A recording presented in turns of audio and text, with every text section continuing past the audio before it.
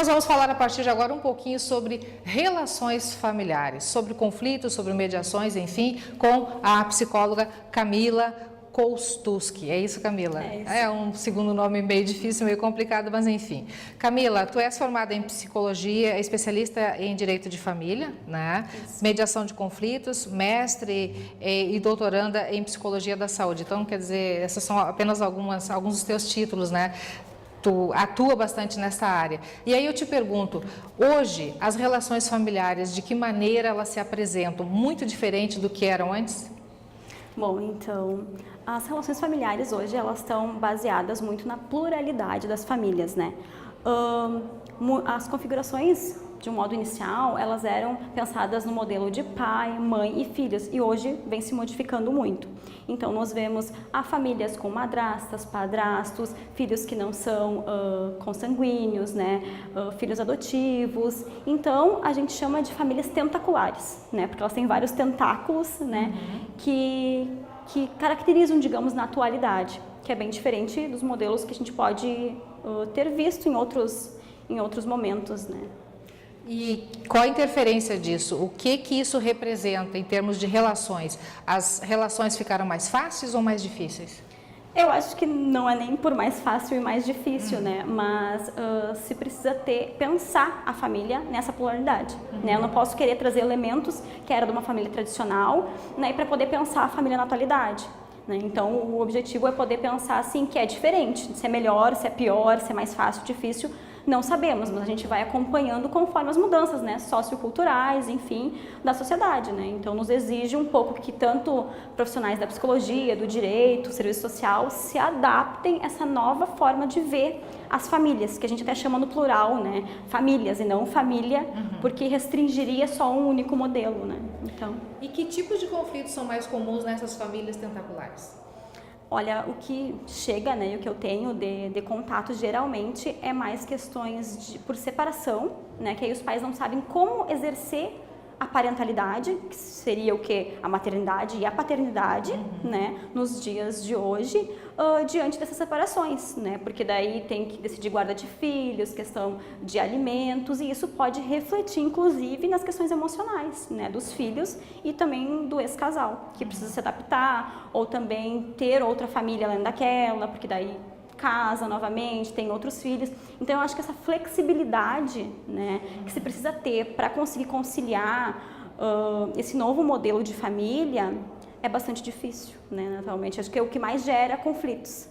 Tu trabalha com mediação, né? E aí, como agir nessa situação?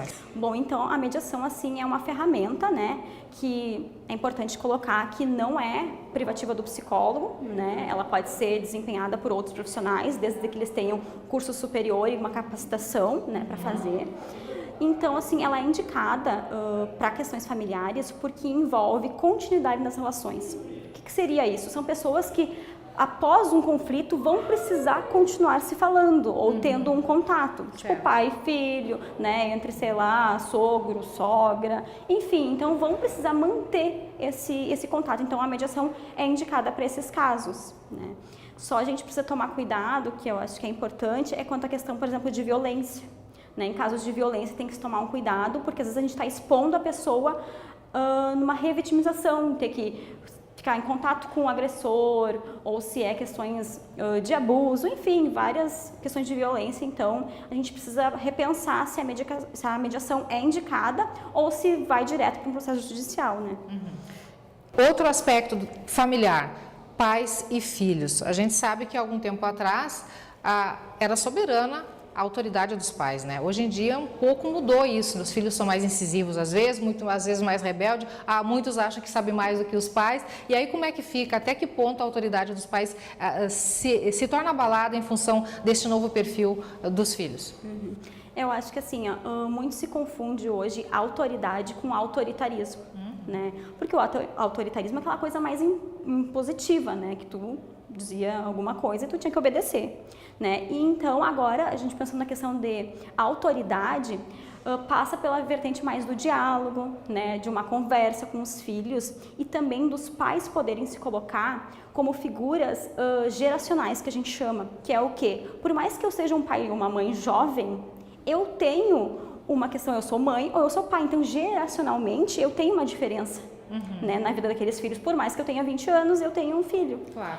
Né? Então, esse eu acho que é o papel principal, os pais poderem se colocar não em pé de igualdade com os filhos, porque eles não são, né, eles têm funções diferentes, a de ser filho e a de ser pai.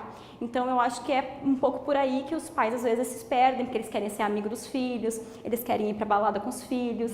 Eu acho que não possa, mas pode dentro de um limite de, opa, eu sou teu pai, eu sou tua mãe, né? Então, ter um pouco dessa noção, digamos assim. Os genitores, na verdade, teriam que ter consciência do verdadeiro, do real papel deles na relação. Exato, que não é de amigo. Que diz, meu pai é meu amigo. Sim, ele pode ser teu amigo, mas ele não pode desempenhar funções as mesmas que as tuas, né? Que daqui a pouco tu tá mandando nele, que é um pouco do que acontece, né? E até que ponto a internet influencia nessa relação? A internet, né, como a gente pode ver, hoje ela é muito difundida, pais, filhos, enfim. Eu acho que tem aspectos positivos, né, de tu poder fazer atividades com os filhos, né, com a internet, enfim, redes sociais, jogos, filmes, entre tantos. Mas também tem que ser uma prática supervisionada. Crianças muito pequenas têm acesso a tablet, celular, notebook, e isso é importante para o desenvolvimento, porque pode ser utilizada para pontos positivos, mas também um uso excessivo. Por exemplo, uma criança, sei lá, de 2 anos, ela dá o telefone para ela, já fica, né, mexendo para conseguir. É instintivo, né? Só que daí, assim, sabe, 2, 3 horas para uma criança de 2 anos não é ideal para ela ficar, né? Um pouquinho, vamos ler um vídeo, depois a gente vai brincar com outras atividades que despertem motricidade, fala, linguagem, enfim, da criança que ela precisa. Pode ter aquele horário, mas um horário restrito, um horário que os pais ou algum adulto possa supervisionar, né, para até cuidar dessas questões de redes sociais, né, de abuso, violência. Camila, as redes sociais, elas se tornaram com o tempo um verdadeiro tribunal, né? Tem de tudo e ali as pessoas se expressam positiva ou negativamente, né?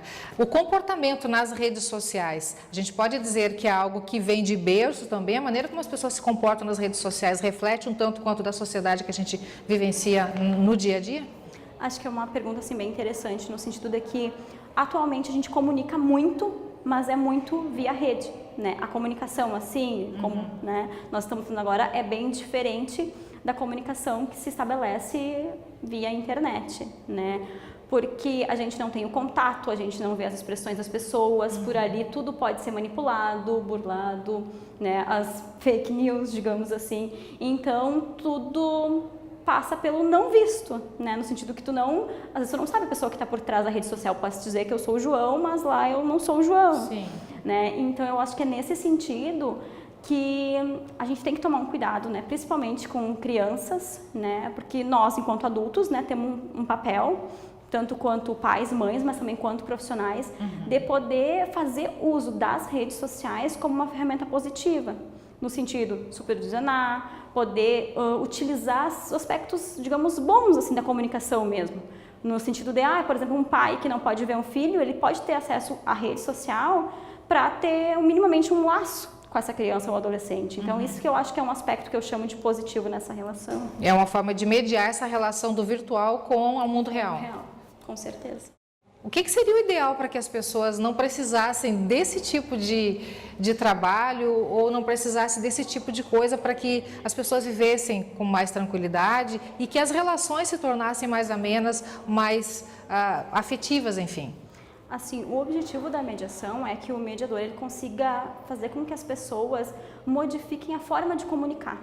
Se comunicar. Esse é o gancho principal. Esse é o gancho principal. Então, as pessoas, elas falam muito, mas elas ouvem pouco, né? E elas falam nessa, digamos, tecnologia. É o WhatsApp, é o Facebook, mas falta aquela questão de olhar para ti, conversar contigo, né? Querer realmente saber de ti e não só por uma questão, assim, superficial das relações. Sim. Então, eu acho que a comunicação e perceber as formas de linguagem da pessoa, que é para além do verbal, é muito importante, porque a forma como eu me coloco coloco para ti, eu posso estar comunicando uma coisa que eu não estou falando.